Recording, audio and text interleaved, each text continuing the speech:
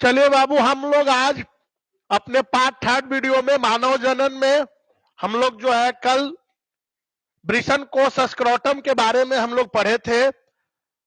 Last day हमको याद है, जहां तक ब्रिशन कोष का आपको कार्य जो है पढ़ाना था, हेडिंग बनवा के आपको लगवा करके छोड़ा हुआ था। तो आज हम लोग ब्रिशन कोष का जो है कार्य हम लोग देखेंगे।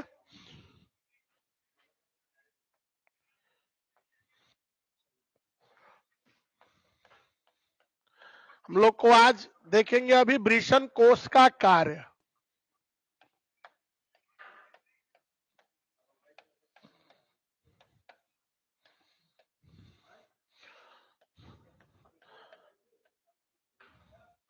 Function of scrotum, function of scrotum, ब्रिशन कोष का कार्य। देखिए, हम लोग कल देख रहे थे कि ब्रिशन कोष क्या था। एक थैलीनुमा संरचना था जिसको हम लोग पोथा भी बोलते हैं। हम लोग देख रहे थे कि आपका ब्रिशन कोष में वक्षण नाल होते हुए 7वां महीना में जो है ब्रिशन खसक के चलाता है। कहां? ब्रिशन कोष में। अगर हम लोग ब्रिशन कोष का कार्य अगर बात किया जाए तो हम लोग कल बात कर रहे थे कि यदि उदर गुहा एब्डोमेन कैविटी में अगर ब्रिशन होता तो क्या दिक्कत था। हम लोग बात कर रहे थे कि हमारे शरीर का तापमान 37 डिग्री सेल्सियस होता है। उस तापमान पे शुक्राणु का निर्माण नहीं हो पाता है, इसलिए भगवान को एक अलग से स्क्रोटम, एक थैलीनुमा संरचना बनाने की आवश्यकता पड़ी। और अगर कार्य का बात करें तो ब्रिशन कोष का तापमान जो है शरीर के तापमान से 2 से 2.5 डिग्री सेल्सियस कम होता है, जिस तापमान पर आसानी से शुक्राणु का निर्माण हो पाता है। तो इसलिए अगर ब्रिशन कोष का कार्य करें, अगर बात करें तो ब्रिशन कोष का बहुत ही इंपॉर्टेंट कार्य है। एक तो है कार्य कि ब्रिशन कोष का तापमान जो है 2 से 2.5 डिग्री सेल्सियस कम है, जो कि शुक्राणु निर्माण के लिए आवश्यक है। और दूसरा सबसे इंपॉर्टेंट कार्य क्या है कि ब्रिशन कोष क्या करता है? ब्रिशन का पोजीशन फिक्स करने में मदद करता है। क्लियर? तो पहले पहला पॉइंट हम लोग देखते हैं। ब्रिशन कोष का तापमान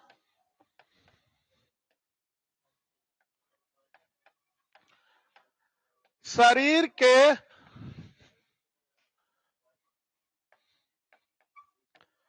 तापमान से, मतलब किससे बाबू? 37 डिग्री सेल्सियस से 2 से 2.5 डिग्री कम होता है,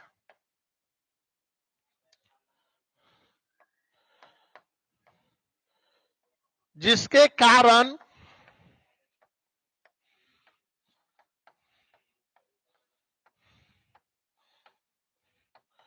शुक्राणु निर्माण हो पाता है। और यदि अगर ब्रिशन कोष में ब्रिशन नहीं होता तो शरीर के तापमान पर 37 डिग्री तापमान पर शुक्राणु बनता ही नहीं। और यदि ब्रिशन में, टेस्टिस में शुक्राणु ही ना बने तो फिर ब्रिशन का कार्य ही नहीं होगा पूरा। इसलिए जो है ब्रिशन कोष में तापमान कम होना सबसे पहला इसका इंपॉर्टेंट कार्य है कि ब्रिशन कोष का तापमान कम है। पहला इंपॉर्टेंट पॉइंट, आप इसे जल्दी से स्क्रीनशॉट करके लेंगे। हम लोग दूसरा पॉइंट जल्दी से डिस्कस करेंगे। आप इसको जल्दी से स्क्रीनशॉट ले ले। चलिए देखिए, दूसरा इंपॉर्टेंट पॉइंट है, अच्छे अच्छे जो आप अच्छे इंस्टीट्यूट का जब आप मटेरियल्स पढ़ेंगे, अच्छे पब्लिकेशन का जब आप बुक पढ़ेंगे तो उसमें कुछ एक्स्ट्रा पॉइंट आपको यह मिलेगा, ऐसे नॉर्मल बुक में आपको यह नहीं मिलेगा। ब्रिशन कोष का काम क्या है बाबू? दूसरा कार्य क्या है कि ब्रिशन का पोजीशन फिक्स करता है। तो दूसरा कार्य है, देखिए ब्रिशन कोष में 2 मसल्स होता है, 2 पेशी होता है। तो हम बात कर रहे हैं ब्रिशन कोष में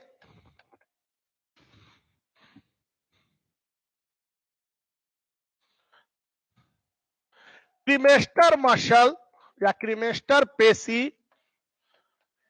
इसको अंग्रेजी में बोलते हैं MASTER, क्रीमेस्टर मसल एवं डर्टोस मसल या डर्टोस पेशी बोलते हैं इसको, DERTOS, डर्टोस मसल। वृषण कोष में क्रीमेस्टर पेशी एवं डर्टोस पेशी पाई जाती है।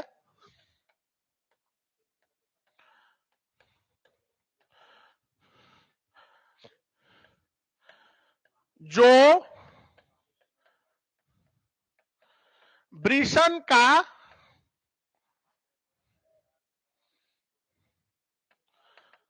स्थान निर्धारित करता है।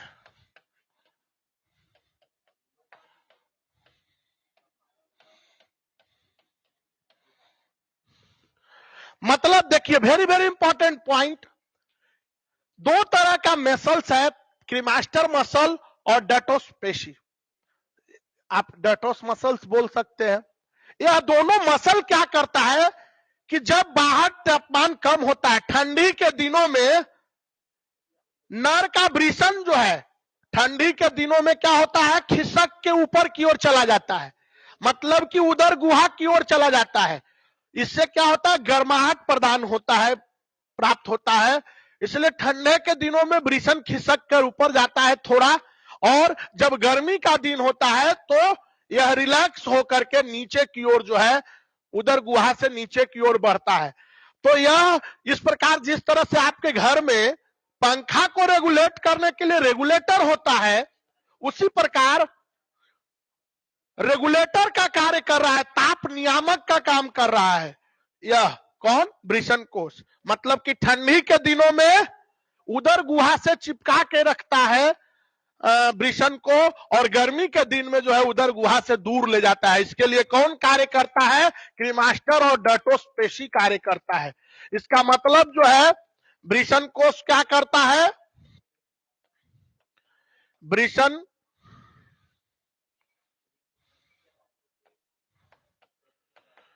वृषण कोष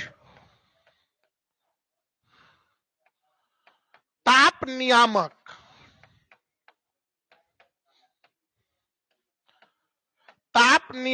का कार्य करता है। ताप नियामक को हम लोग अंग्रेजी में बोल सकते हैं बाबू थर्मो रेगुलेटर, थर्मो रेगुलेटर। बात समझ गए? मतलब कि जब ठंडा पड़ेगा तो वृषण को खिसका के ले जाएगा उधर कुआ में। मतलब ठंडे के दिनों में नर का वृषण जो है ऊपर खिसका हुआ प्रतीत होता है, और गर्मी के दिन में नीचे ज्यादा हैंगिंग पोजीशन में रहता है, मतलब उधर गुहा से दूर ले जाता है। तो ये किसके द्वारा होता है, डर्टोस और क्रीमेस्टर पेशी के द्वारा होता है। तो इसको भी आप जल्दी से आप स्क्रीनशॉट लेंगे। यह दोनों मुख्य कार्य था वृषण का, एक तो टेम्परेचर को 2 से 2.5 डिग्री कम रखना और दूसरा ताप नियामक का कार्य करना। यह दो मुख्य कार्य था आपका वृषण कोष का। क्लियर? आप स्क्रीनशॉट ले लीजिए जल्दी से इसका। चलिए अब हम लोग वृषण कोष के बाद सेकेंड वेरी वेरी इंपॉर्टेंट जो है ऑर्गन, नर प्राथमिक लैंगिक अंग वृषण का हम लोग बात करेंगे।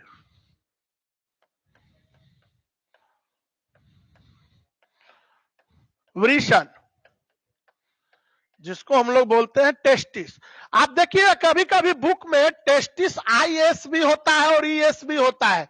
कभी कभी बच्चे आते हैं हमारे पास कंफ्यूजन में ऑफलाइन क्लासेस में कि सर ES होगा कि IS होगा, दोनों बोथ विल बी राइट, दोनों सही है। आप पियर्सन और अच्छे जो है टाटा मैग्रो हिल का बुक देखेंगे तो में आपको ES भी रहेगा। तो कंफ्यूजन में नहीं रहना है, वृषण का दोनों इंग्लिश का जो है मीनिंग दोनों रहेगा, सही है, both will be right. Sorry. देखिए वृषण सबसे पहला, हम लोग पॉइंट वाइज देखते चले। ये क्या है? अच्छा पेनवा कैसे ही हो गया?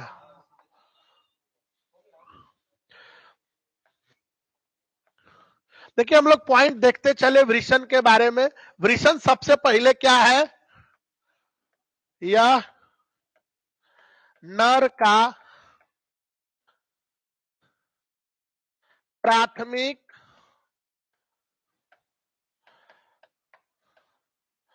लैंगिक अंग है।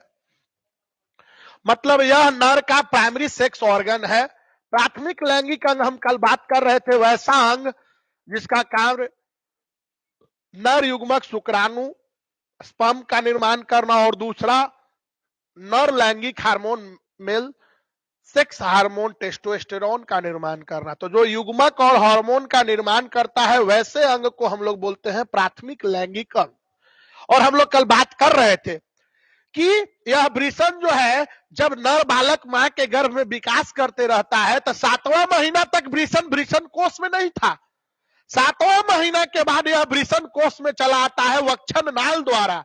हम लोग इस चीज को कल हम लोग देखे थे। तो यह नर का प्राथमिक लैंगिक अंग है वृषण।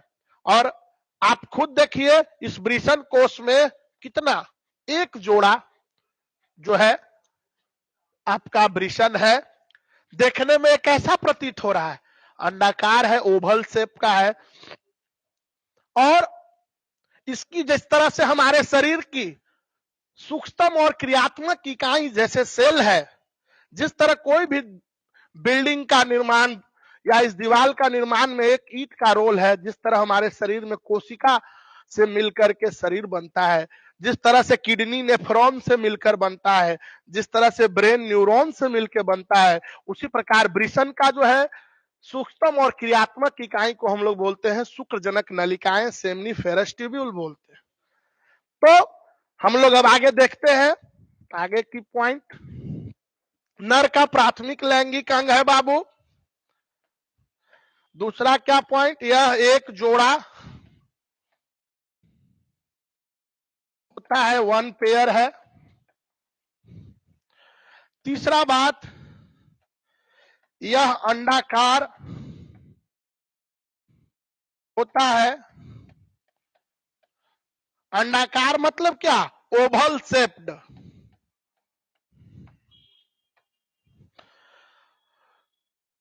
और इसकी लंबाई चौड़ाई की अगर बात किया जाए तो वृषण की लंबाई जो है,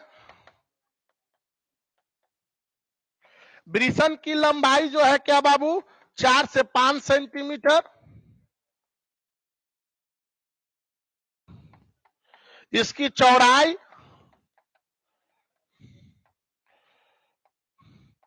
2 से 3 सेंटीमीटर। एनसीईआरटी केवल लंबाई और चौड़ाई दिया है, और सब बुक देखिएगा तो इसमें जो है लंबाई चौड़ाई के अलावे फिर आपका थिकनेस, मोटाई भी लिखा है। मोटाई 3 सेंटीमीटर। जैसे आप लूसेंट का बुक पढ़िए, एसपीबीडी का बुक पढ़िए, भारतीय भवन का बुक पढ़िए हिंदी मीडियम में, तो आप इस सब में इसकी मोटाई भी लिखा है 2x5 और 5x2x3x3 तीनों दिया है मेजरमेंट इसका। मतलब मोटाई कितना होता है? 3 सेंटीमीटर। और एनसीईआरटी फिर से भार नहीं दिया है कि वृषण का भार कितना होता है, लेकिन एक वृषण का, प्रत्येक वृषण का जो है वजन कितना है, वेट क्या होता है, ये बहुत ज्यादा फ्लक्चुएशन है। कोई बुक में 12 ग्राम एक टेस्टिस का वजन लिखता है, कोई 25 ग्राम लिखता है, कोई 35 ग्राम लिखता है। तो हम लोग सीधा इसको कर सकते हैं 15 से 25 ग्राम जो है वजन है प्रत्येक वृषण का।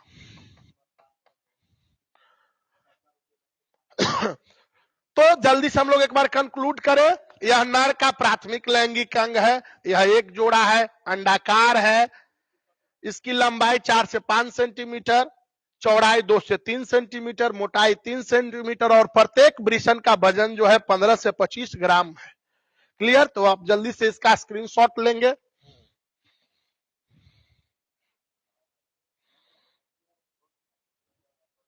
चलिए लेट अस मूव फॉरवर्ड। आगे पॉइंट की बात हम लोग करें। वृषण की बाबू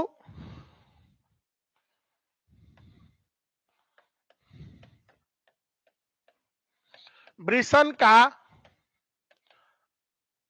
सूक्ष्मतम मतलब स्मॉलेस्ट एवं क्रियात्मक मतलब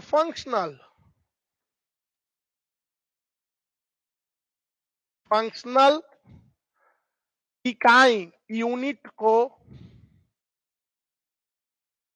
फंक्शनल इकाई को हम लोग क्या कहते हैं? शुक्र जनक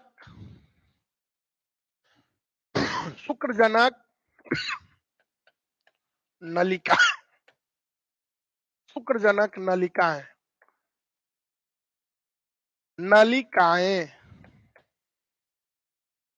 शुक्रजनक नलिकाएं जिसको हम लोग अंग्रेजी में बोलते हैं सेमिनिफेरस ट्यूब्यूल।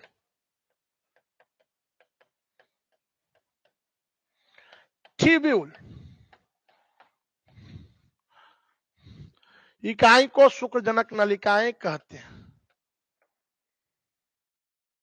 अब ध्यान दीजिएगा, वृषण का क्रियात्मक और सूक्ष्मतम इकाई को हम लोग क्या बोलते हैं? शुक्रजनक नलिकाएं, seminiferous tubule. That means seminiferous tubule is the smallest and functional unit of testis. अब ध्यान दीजिएगा, बायोलॉजी बर्ड का कमाल है, हमेशा क्लास में भी ऑफलाइन में भी बोलते हैं, बायोलॉजी उतना टफ नहीं है जितना बच्चे उसको लेते हैं। आप खुद पूछिए, शुक्रजनक नलिकाएं नाम से नहीं लग रहा है? शुक्रजनक, जनक माने उसको निर्माण करने वाले, जनक पिता को कहा जाता है, जो निर्माण करने वाला। तो शुक्राणु को जनन करने वाला, जन्म देने वाला, निर्माण करने वाले नलिकाओं को क्या बोलेंगे? शुक्रजनक नलिकाएं, सेमिनिफेरस ट्यूब्यूल। तो सेमिनिफेरस ट्यूब्यूल में ही क्या बनेगा? शुक्राणु बनता है। तो अब हम लोग आगे देखेंगे वृषण का दो कार्य, जो मुख्य कार्य होता है वृषण का कार्य की बात करेंगे। उसके बाद फिर हम लोग टीएस ट्रांसवर्स सेक्शन ऑफ वृषण देखेंगे, टेस्टिस का, फिर एलएस, लंबा सा टॉपिक हम लोग देखेंगे वन बाय वन। अब हम लोग आगे जो है आप लगाएं,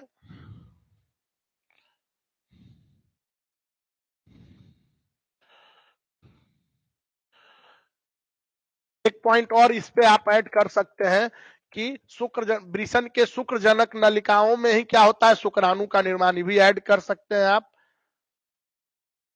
वृषण के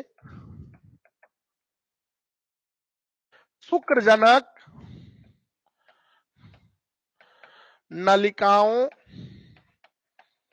में क्या बनेगा बाबू? नर युग्मक, मेल गैमीट, नर युग्मक शुक्राणु, स्पर्म का निर्माण होता है।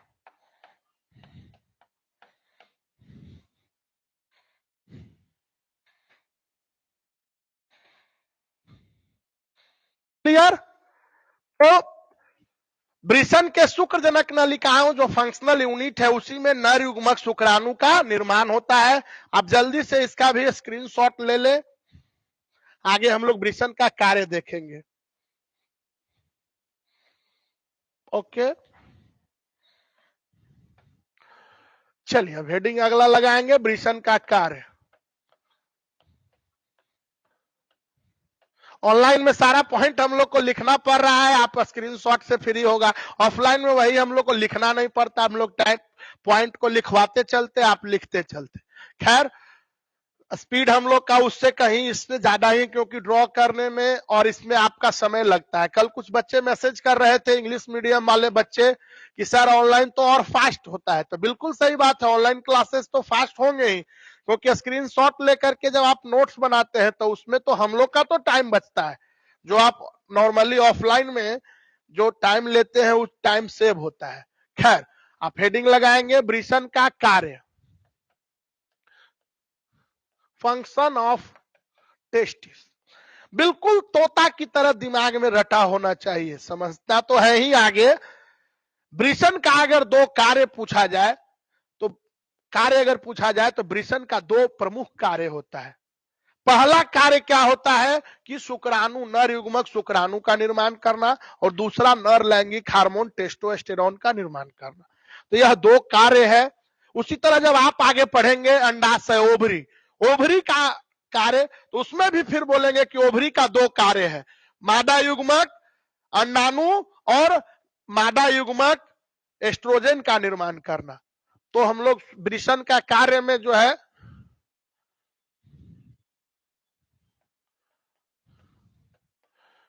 वृषण का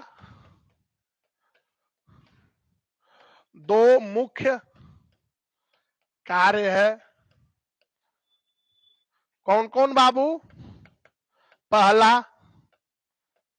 नर युग्मक शुक्राणु स्पर्म का निर्माण करना और दूसरा कार्य बाबू नर लैंगिक हार्मोन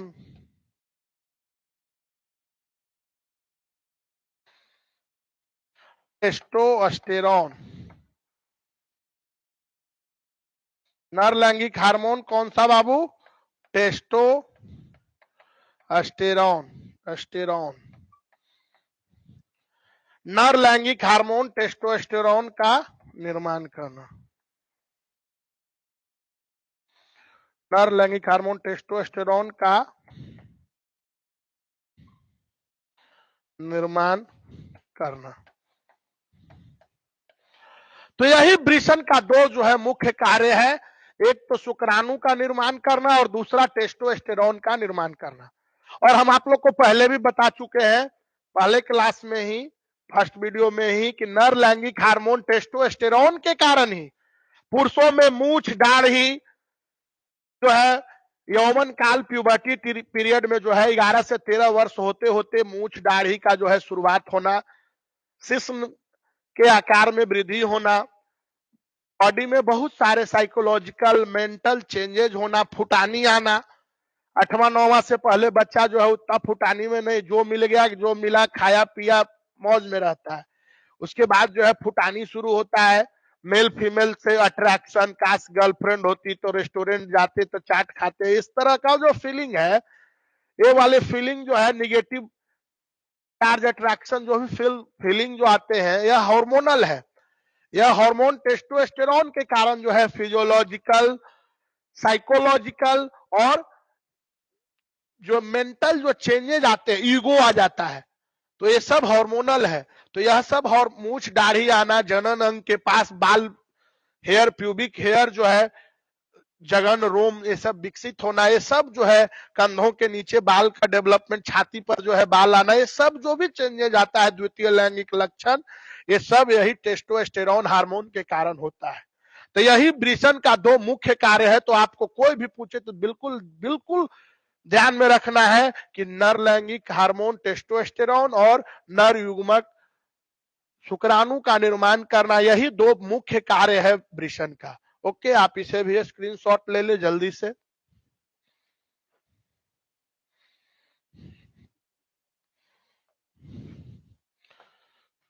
अब बाबू वृषण का हम लोग ट्रांसवर्स सेक्शन देखेंगे, टीएस ऑफ टेस्टिस देखेंगे।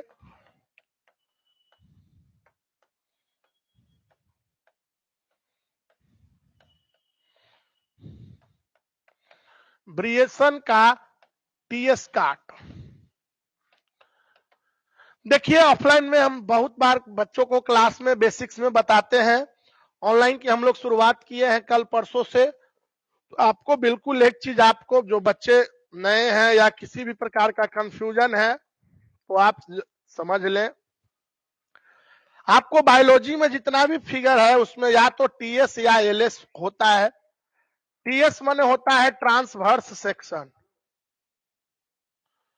ट्रांसवर्स सेक्शन, और एलएस मीन्स होता है longitudinal section. Longitudinal section. Hindi में अनुप्रस्थ काट और लंबवत काट। ध्यान देंगे कोई भी फिगर आप पढ़ते हैं उसमें दो रहेगा, एलएस टीएस। मान लीजिए एक भिंडी है, भिंडी को अगर हमको भुंजिया बनाना है तो बीच से काटेंगे, तो काटने के बाद बाबू आप हमको बताइए कि काटने के बाद कुछ इस तरह का दिखाई देगा या नहीं देगा।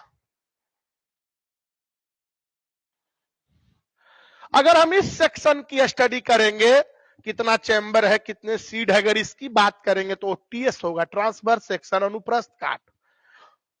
और यदि इसी भिंडी को अगर हम लंबाई से काट देंगे तो लंबाई से काटने के बाद बाबू आप बताइए, आप हमको इस तरह का भिंडी दिखाई देगा या नहीं देगा। और अगर हम इसकी अगर स्टडी करेंगे तो कहलाएगा एलएस, लॉन्गिट्यूडनल सेक्शन। तो हम हेडिंग लगाए हैं आपका ब्रिसन का टीएस काट। तो आपका हेडिंग लग चुका होगा ब्रिसन का टीएस काट, इसको डिलीट कर देते हैं। चलिए आप मेरे साथ ड्रॉ करते चलेंगे या स्क्रीनशॉट खींच जो है लेकर के भी आप बना सकते हैं, जल्दी से देखेंगे हम लोग।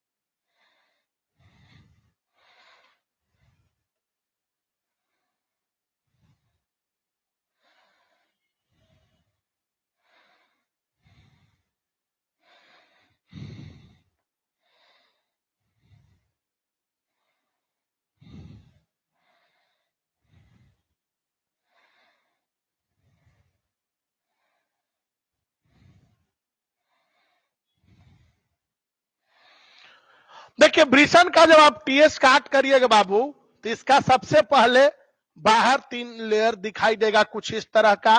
सबका नाम 1 बाय 1 लिखाते, पहले ड्रॉ कर ले हम लोग।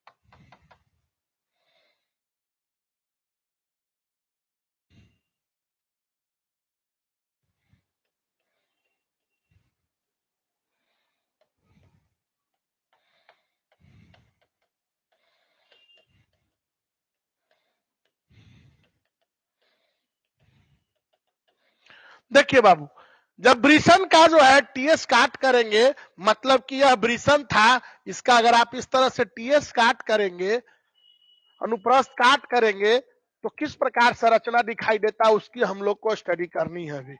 देखिए टीएस काट करने पर सबसे बाहरी जो लेयर होता है बाबू वृषण का, उसको हम लोग बोलते हैं tunica vaginalis. Tunica tunica vaginalis, it is the outer layer of testis. यह वृषण का सबसे बाहरी लेयर है। देखिए दूसरा लेयर बाबू यह वाला, इसका नाम है ट्यूनिका अल्ब्यूजिनिया।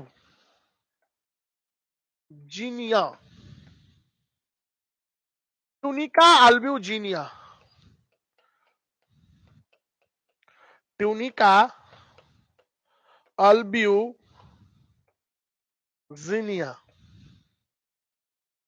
मतलब outer most layer of testis is called tunica vaginalis. बाहरी लेयर को ट्यूनिका वेजाइनेलिस बोलते हैं, मिडिल लेयर को बोलते हैं ट्यूनिका अल्ब्यूजिनिया, ट्यूनिका अल्ब्यूजिनिया। और आंतरिक जो लेयर है, आंतरिक लेयर को हम लोग बाबू क्या बोलते हैं, आंतरिक लेयर को बोलते हैं हम लोग ट्यूनिका वास्कुलोसा।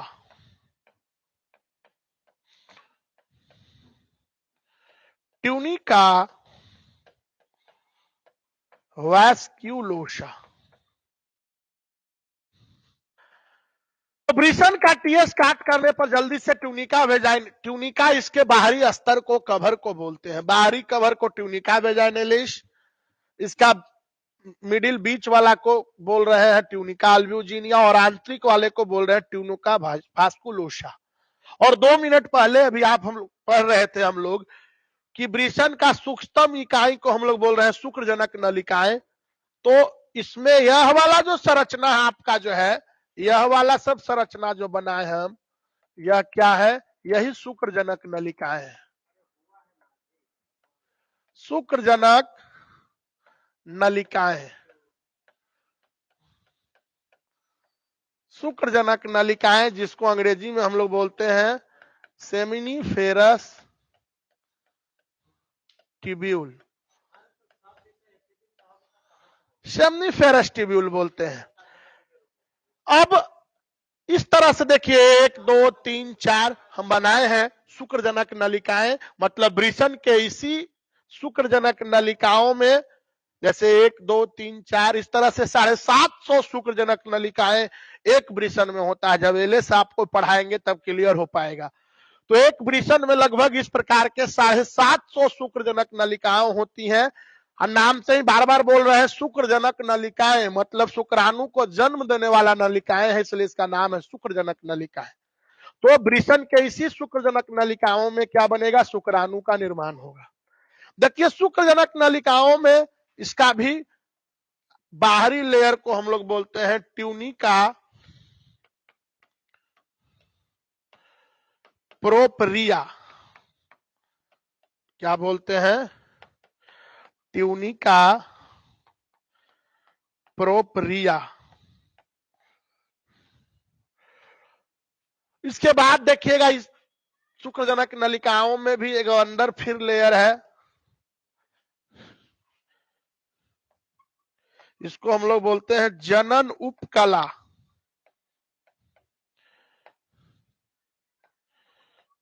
जिसको हम लोग जर्म सेल या जर्मिनल इपिथीलियम या जनन उपकला या जर्म सेल बोलते हैं। इसी जर्म सेल के अंदर देखिए छोटा छोटा छोटा ये सब जो बनाए हैं, देखिए छोटा छोटा छोटा छोटा, यही जो है इसमें जो छोटा छोटा ये वाला जो है अंदर में, इसी को हम लोग बोलते हैं स्पर्मेटोजोआ।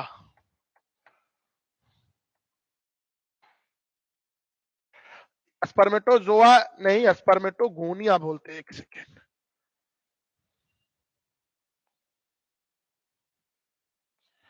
स्पर्मेटोगोनिया बोलते हैं।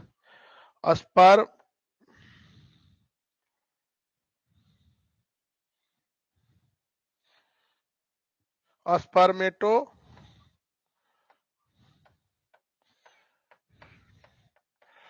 गोनिया।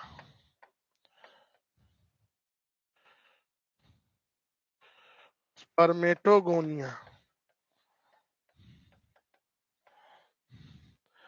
और स्पर्मेटोगोनिया में ही बनेंगे स्पर्म, शुक्राणु। तो इस प्रकार वृषण के शुक्रजनक नलिकाओं में जो स्पर्मेटोगोनिया होगा उसी में शुक्राणु बनेगा।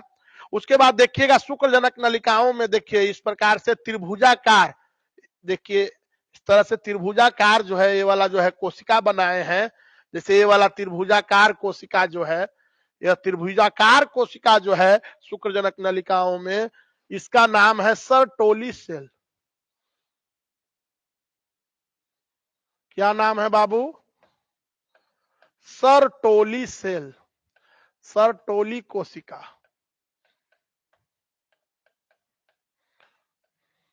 सर्टोली कोशिका क्या नाम है? Sertoli cell. सर्टोली कोशिका नाम है बाबू त्रिभुजाकार। क्लियर? और विभिन्न शुक्रजनक नलिकाओं के बीच में देखिए इस प्रकार से हम लोग, इस प्रकार से जो बनाए हुए हैं इसको हम लोग बोलते हैं लाइडिक कोशिका।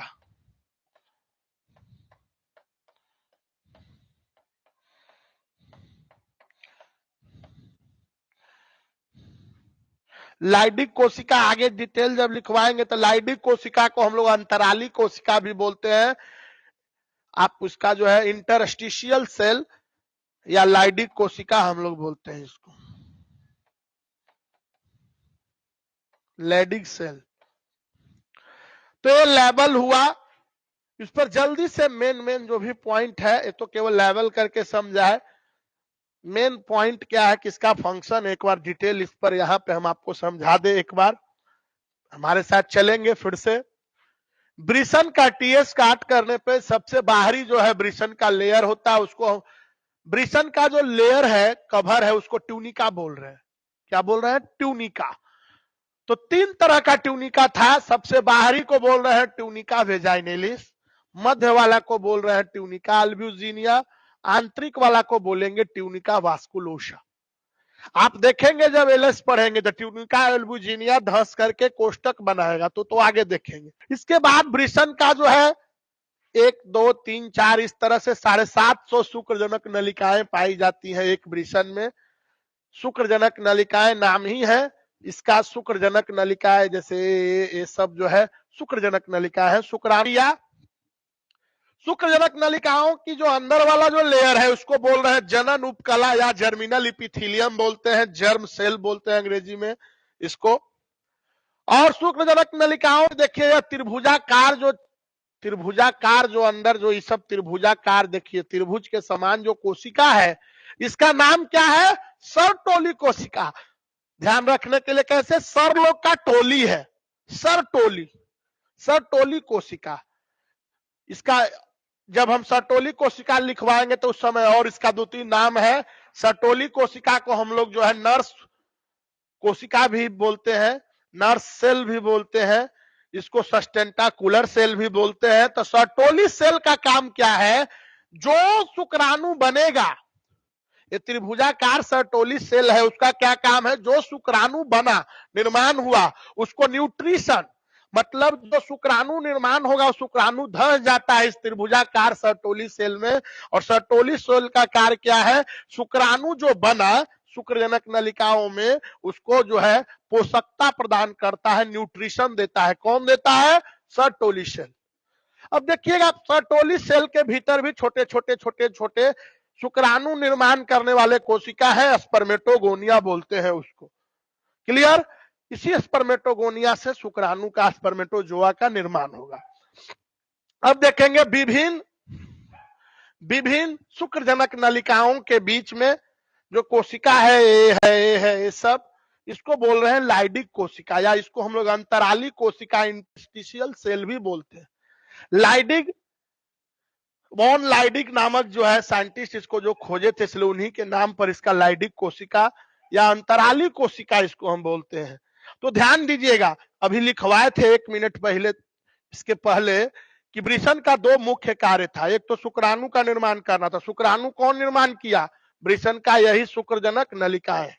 उसको शुक्राणु को पोषकता कौन दिया? सर्टोली कोशिका। और दूसरा कार्य क्या था? नर लैंगिक हार्मोन टेस्टोस्टेरोन का निर्माण करना। तो टेस्टोस्टेरोन का निर्माण कौन करेगा? यही लाइडिक कोशिका। लिडिक कोशिका जो है या अंतराली कोशिका जो है टेस्टोस्टेरोन का। तो वृषण का दो कार्य फिर से कौन सा था?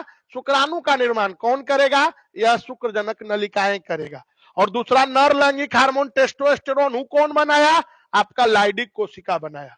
तो दो कार्य हो गया। आप इसका जल्दी से स्क्रीनशॉट लेंगे। आप जल्दी से इसका स्क्रीनशॉट ले लें।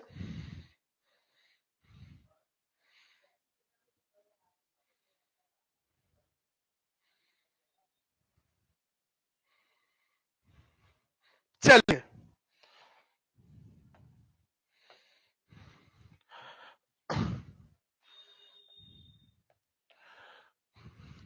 और हम लोग पॉइंट समराइज करते चलते हैं। वृषण का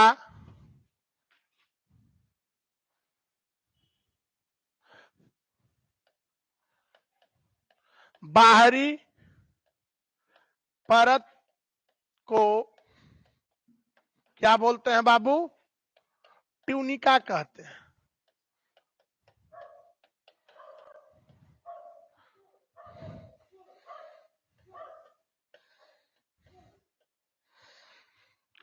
और वृषण में जो है कितने प्रकार की ट्यूनिका पाई जाती हैं? 3 प्रकार की। वृषण में 3 प्रकार की ट्यूनिका पाई जाती है।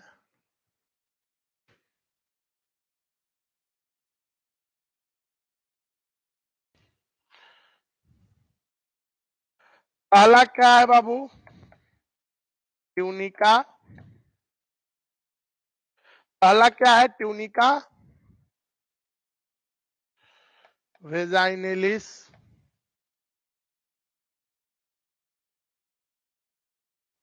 यह क्या है? यह वृषण का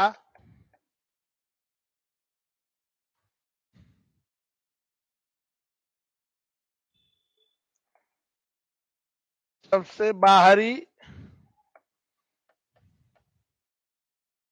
परत है। दूसरा बाबू कौन है? ट्यूनिका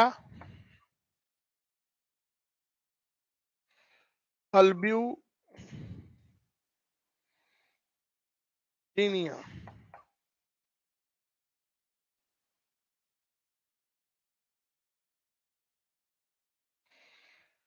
यह क्या है? ट्यूनिका अल्ब्यूजिनिया।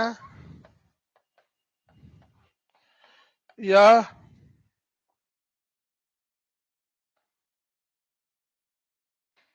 वृषण का मध्य परत है।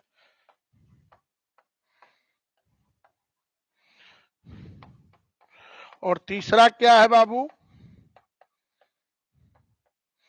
ट्यूनिका वास्कुलोसा।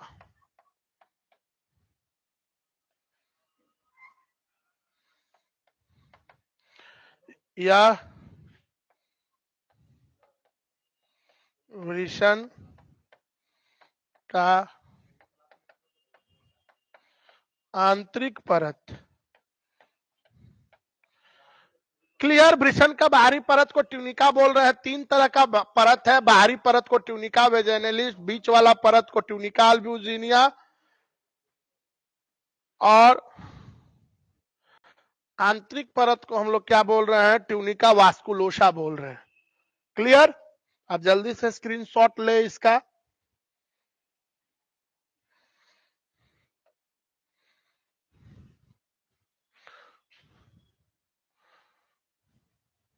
अगला जो है सबसे इंपॉर्टेंट जो है क्या है? शुक्रजनक नलिका है।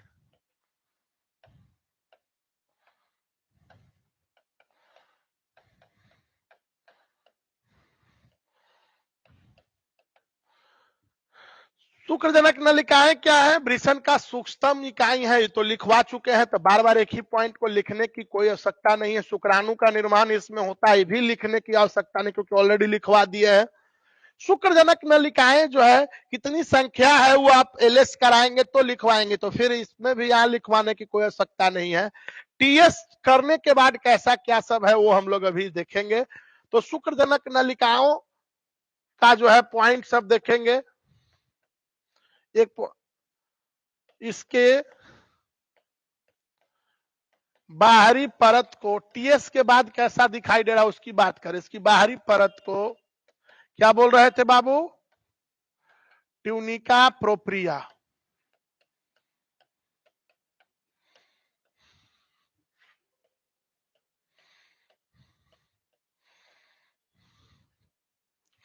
ट्यूनिका प्रोप्रिया कहते हैं। ट्यूनिका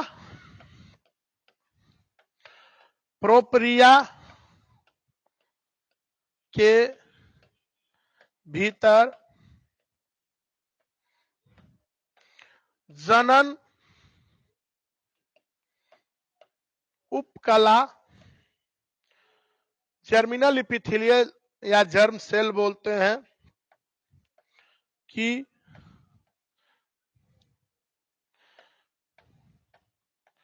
परत होती है।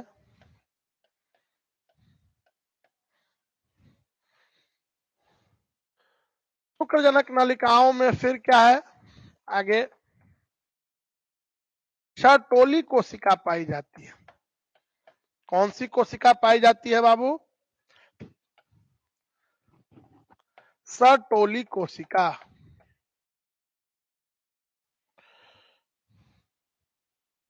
सर्टोली कोशिका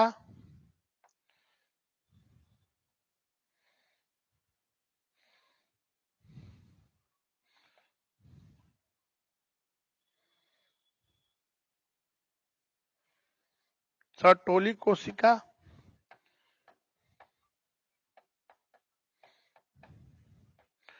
सर्टोली सेल, या इसका नाम है नर्स सेल,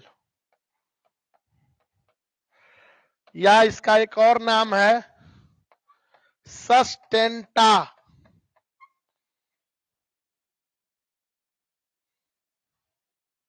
नर्स सेल या सस्टेंटा क्यूलर सेल।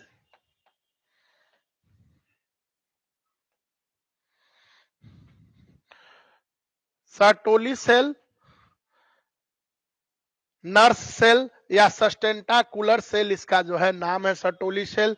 आप देख रहे थे वृषण शुक्रजनक नलिकाओं में जो अंदर में इस तरह से त्रिभुजाकार, यह त्रिभुजाकार जो था कोशिका उसी का नाम था सर्टोली सेल। इसका मुख्य कार्य क्या है? शुक्राणु को पोषकता प्रदान करता है। तो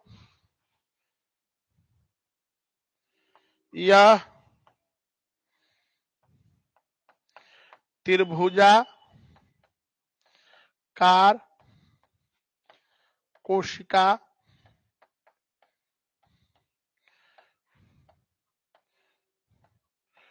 शुक्रजनक नलिकाओं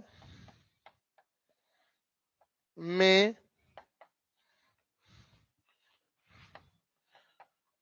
पाई जाती है। यह त्रिभुजाकार कोशिका शुक्रजनक नलिकाओं में पाई जाती है और इसका मुख्य कार्य क्या है? इसका मुख्य कार्य है, मेन फंक्शन सर्टोली सेल का बाबू क्या है? यह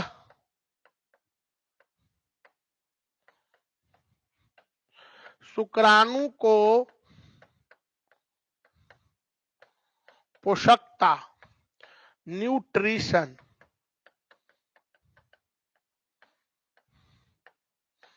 प्रदान करता।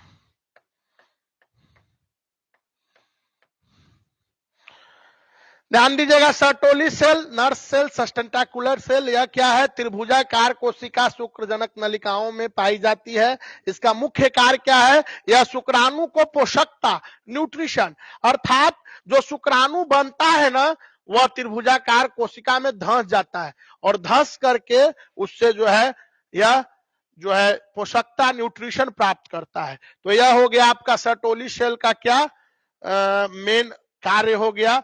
इसका भी आप जल्दी से स्क्रीनशॉट लेंगे।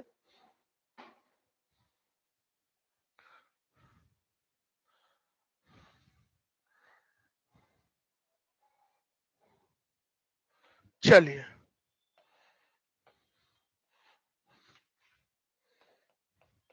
अब अंतिम कोशिका जो था टीएस में आपको था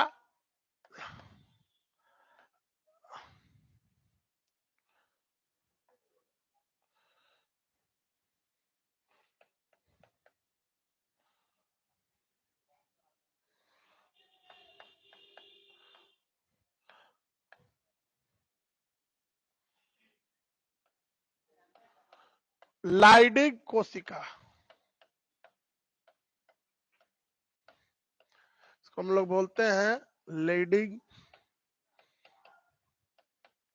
सेल, या इसका एक और नाम है अंतराली कोशिका,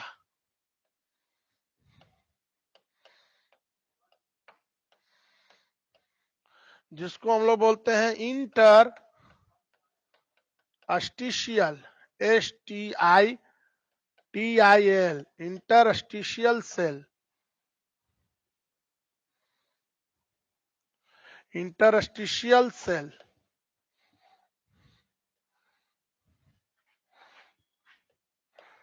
वॉन लाइडिक नामक साइंटिस्ट ने 1906 में इसका खोज किया था, इसलिए अपने नाम पर लाइडिक कोशिका बोलते हैं इसको। वो पूछता उछता नहीं है तो लिखने की भी जरूरत नहीं है हम लोग को। लाइडिक कोशिका क्या है, यह कहाँ पाया जाता है?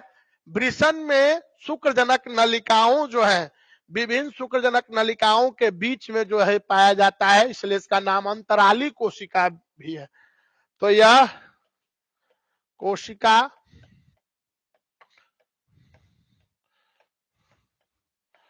वृषण के शुक्रजनक नलिकाओं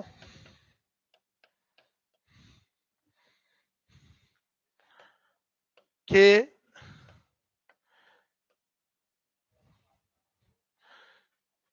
बीच में पाया जाता है। मतलब कई शुक्रजनक नलिकाएं थे, उसके बीच बीच में जो कोशिका था वह क्या है, शुक्रजनक नलिकाओं के बीच में जो है पाया जाता है लाइडिक कोशिका। और इसका मुख्य कार्य मेन है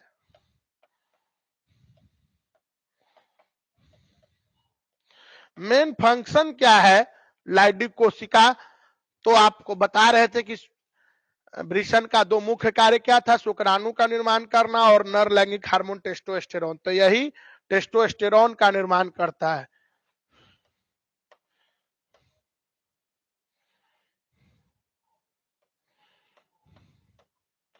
इसका मुख्य कार्य नर लैंगिक हार्मोन टेस्टोस्टेरोन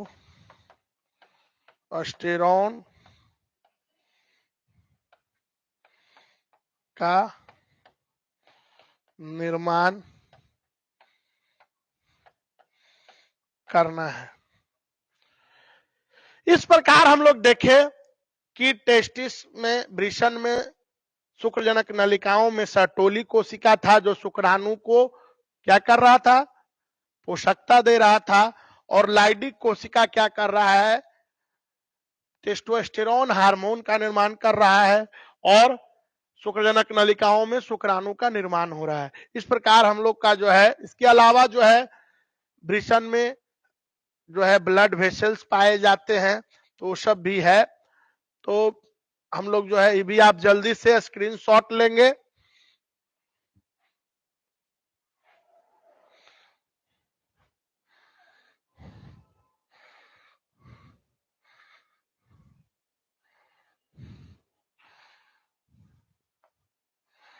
चलिए, तो आज हम लोग जो है टेस्टिस का जो है टीएस ट्रांसफर सेक्शन देखे। हम लोगों ने देखा कि टेस्ट जो है टेस्टिस वृषण का जो है सूक्ष्म इकाई जो है शुक्रजनक नलिकाओं को बोल रहे थे, जिसमें शुक्राणु का निर्माण हो रहा था। 3 लेयर थे। बाहरी कौन है? ट्यूनिका वेजाइनेलिस, मध्य परत ट्यूनिका अल्ब्यूजिनिया, आंतरिक परत ट्यूनिका वास्कुलोसा। इसमें शुक्रजनक नलिकाओं में शुक्राणु का निर्माण हो रहा था। शुक्राणु में त्रिभुजाकार कोशिका को क्या बोल रहे थे? सर्टोली कोशिका बोल रहे थे, जो शुक्राणु को पोषकता प्रदान किया। लाइडिक कोशिका था जो टेस्टोस्टेरोन हार्मोन का निर्माण कर रहा था। इस प्रकार हम लोग जो है आज टीएस सेक्शन जो है टेस्टिस का हम लोग ने कंप्लीट किया है। कल हम लोग अपने नेक्स्ट वीडियो में जो एलएस सेक्शन लॉन्गिट्यूडिनल सेक्शन जो है उसकी स्टडी करेंगे। आप लोग जो है ईमानदारी से जो है घर पे नोट साथ में बनाते चलेंगे, सभी वीडियो नोटिफिकेशन को देखते रहेंगे और लाइक सब्सक्राइब करेंगे। डीडीएस एजुकेशनल ग्रुप से जुड़े रहेंगे। जो बच्चे आप इसको जितना ज्यादा से ज्यादा आप इसको जो है शेयर करें, लाइक करें, सब्सक्राइब करें। और आप जो है इस पैंडेमिक सिचुएशन में, कोरोना पीरियड में हम लोग जो है जितना कुछ भी हो सकता है उसकी हम लोग तैयारी घर बैठे करेंगे। आप ज्यादातर प्रयास करेंगे कि आप लाइव क्लासेस को ही अटेंड करें और आप जो है नोट्स बनाते चले, क्योंकि नोट्स अगर आप नहीं बनाएंगे तो फिर आपको सभी सब्जेक्ट में क्लासेस ऑनलाइन मिलते जाएंगे, तो फिर आपको लोड होगा। जब ऑफलाइन क्लासेस शुरू होगा तो आपको फिर आप ऑफलाइन पढ़ेंगे, उसकी रिवीजन करेंगे, कि इसका नोट्स बनाते रहेंगे। इसलिए पर डे हमेशा ऑफलाइन में हम बात करते हैं। पढ़ाई जो है रूटीन का चीज है, डेली डोज है, कंटिन्यूटी का चीज है। जिस तरह से टैबलेट और गोली को टाइम से खाना पड़ता है, सुबह दोपहर शाम है, तो उसको उसी प्रकार से पढ़ाई है।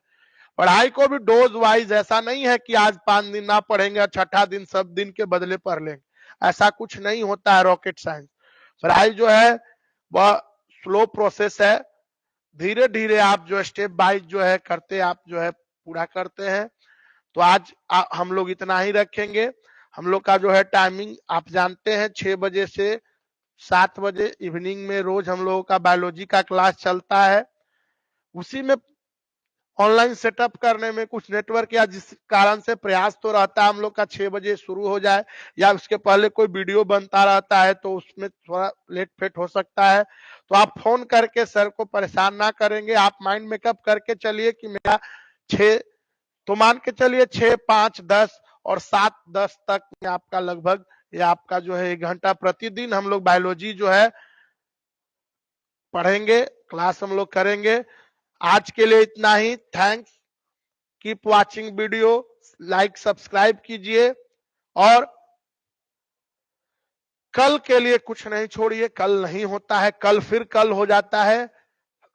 वर्तमान में द बेस्ट करने के प्रयास में रहेंगे और आप अच्छा जो है रोज का रोज जो है आप करते चलेंगे। तो थैंक्स वंस अगेन।